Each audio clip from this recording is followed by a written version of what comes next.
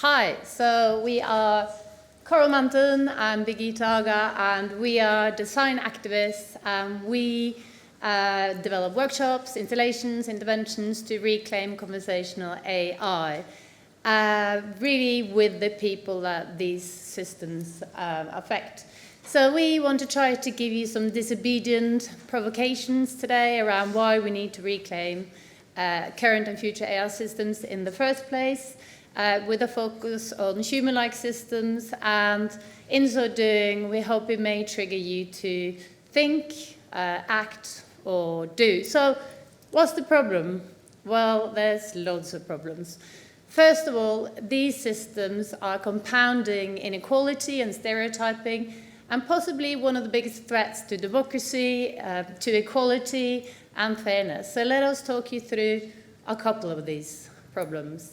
So firstly, there's a complete lack of explainability of these systems by the corporations who are manufacturing these systems, but also by the systems themselves. And this is compounded by media's intangible projection of AI as something mythical, which is basically distancing the end users from understanding what these systems are about.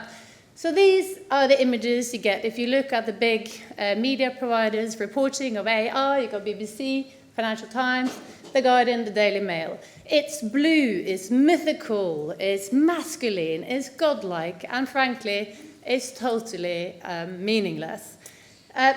Secondly, there's a complete disastrous lack of diversity in the AI industry. There's no representation of gender, ethnicity, sexuality. So in the UK, there's less than 17% of women working in technical roles. Then you look at Google. Within Google, a little bit worse, 15.9% of women working in technical roles. And if you think that is bad for diversity and equality, in Google, there is only 2.2% black women working in technical roles in Google, and that's bad. Thirdly, there's an issue around the commercial pursuit of humanizing AI. So corporations are designing human-like systems that we want to care for. So we will integrate them into our social life and into our family life and care for them. And this is hugely problematic.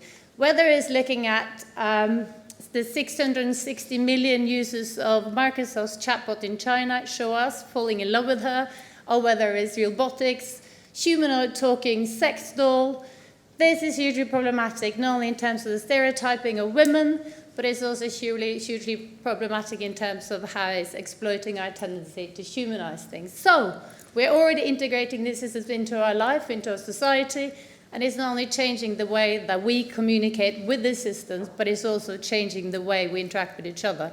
And there's more, so hang on. Let's wait for the slide to roll. So in UNESCO's report this year, I'd blush if I could, taken from Siri, a response to calling Siri a bitch, we've got a series of statements and responses via various voice assistants here. And this is really a signifier of underrepresentation of women in development teams. I can't help but think that if women were at the seat of these tables in important leadership roles, products wouldn't leave the shelves with responding non-assertively to being called things like a bitch or being called a slut. So my first provocation is, do we need assistants with personalities, or is this a sci-fi fantasy? Voice interfaces are helpful for inclusivity, but do we need our voice assistants to tell us jokes? And are those jokes going to work for everybody?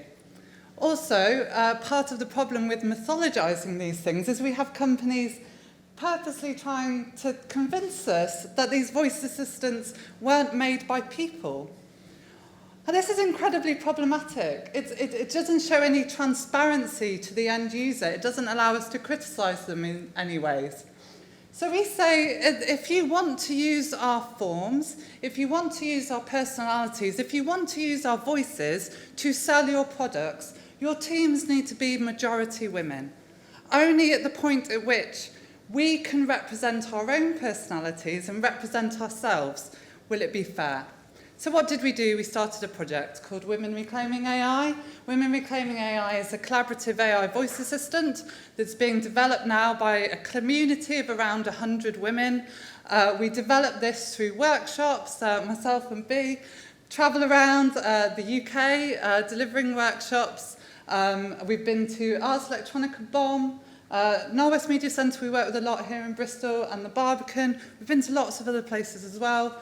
And we do these really fun workshops where we think about how we design our own personalities. What do we want to sound like? Well, how do we combat traditional kind of genderized roles?